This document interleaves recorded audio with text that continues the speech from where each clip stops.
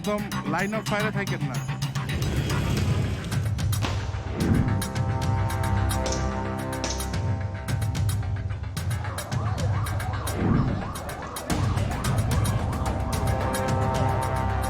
We welcome the announcement of an interim government and urge any transition be conducted in accordance with Bangladesh's laws.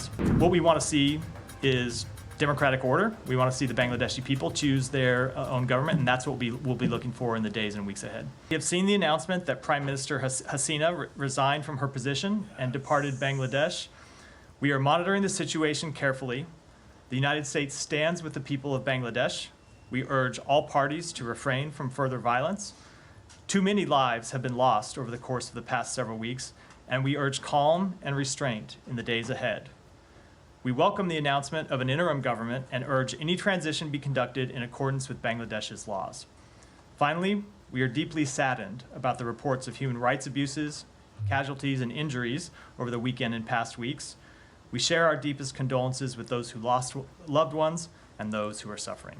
On Bangladesh, Bangladesh is free at the cost of hundreds of lives under the shoot on site ordered by autocratic Prime Minister Sheikh Hasina.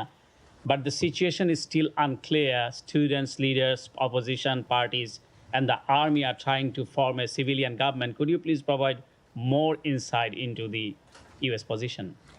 So, as I said, a few things. Number one, our condolences, of course, go out to those who have been hurt in the violence over the past few weeks. We are focused now on supporting an end to the violence and for accountability. All decisions regarding the interim government should be made with respect to democratic principles, rule of law, and the will of the Bangladeshi people. Yeah, as you said, accountability. Sheikh Hasina fled to India, and she is trying to get any of the Western country. Will you allow her to come into the U.S. as she commit crime against humanity largely? I'm not aware of any request of that nature. Matt, Yeah, go ahead. Guys, one at a time. Matt, the recent fall, we already know, Bangladesh government led widespread violence and chaos. What measure is the U.S. State Department or U.S. taking to address the reported atrocities against minorities and general populace in Bangladesh? So a few things. Number one, as I made clear, what we are calling for today is an end to the violence and for accountability. Now, as to what accountability looks like, that's something that should take place under Bangladeshi law. Obviously, anyone responsible for acts of violence, acts that break the law, should be held accountable for them. Thank you so much. Matt, Yeah, go ahead. Matt, thanks.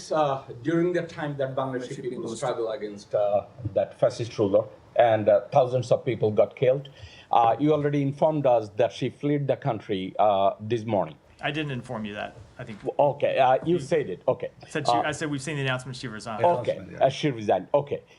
After she left, there is dozens of dead bodies are pulling out from the Gana Bhavan, the official residence of Prime Minister.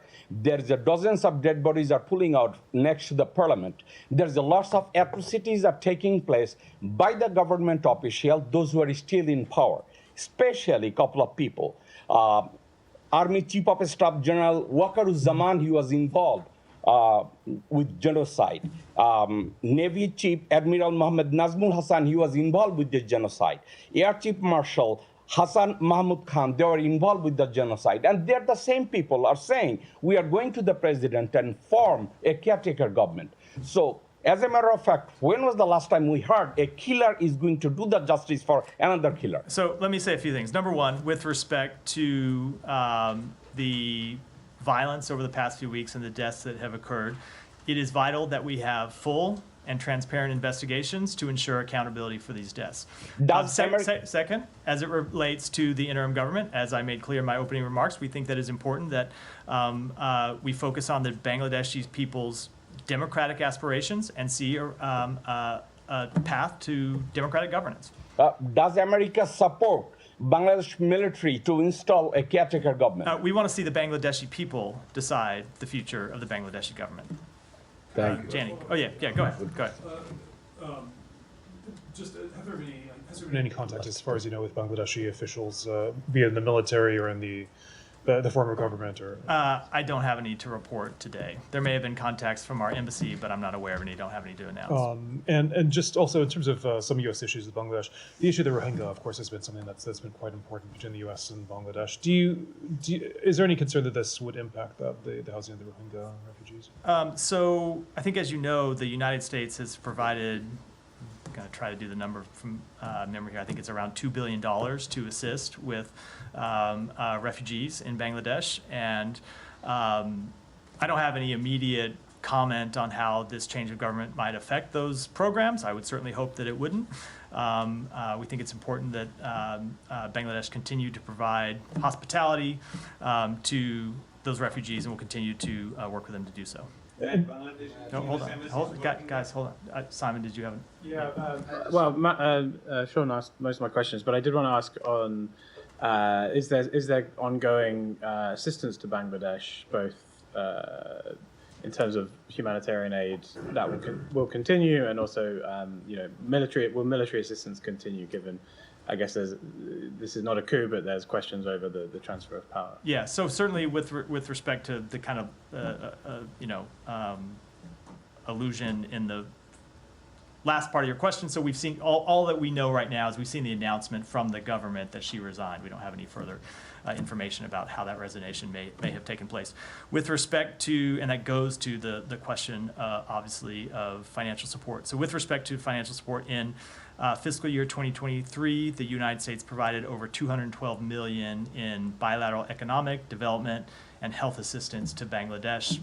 Obviously, I don't have any announcements with respect to those programs, other than that we would like to see them continue because they're important to our relationship with the people of Bangladesh. And just to confirm the question Sean answered, it was we provided nearly $2 billion in humanitarian assistance to support Rohingya refugees since August of 2017.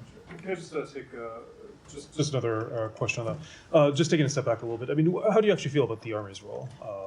How does the United States feel? Do you think that they were productive in this? Is there any concern that an interim role could become more than an interim role? So let me answer that two ways. One, with respect to their role over the past several days, we have seen the reports that the Army resisted calls to crack down on the protesters, and if those reports are true, certainly that is something that we would encourage. We don't. We made clear, I think, for several weeks now that people have a legitimate right to protest and to peacefully assemble, and we opposed any kind of violent crackdown. So if it is true, in fact, that the Army resisted calls to crack down on lawful protesters, that would be a positive development. With respect to where we go from here, what we want to see is democratic order. We want to see the Bangladeshi people choose their own government, and that's what we'll be looking for in the days and weeks ahead.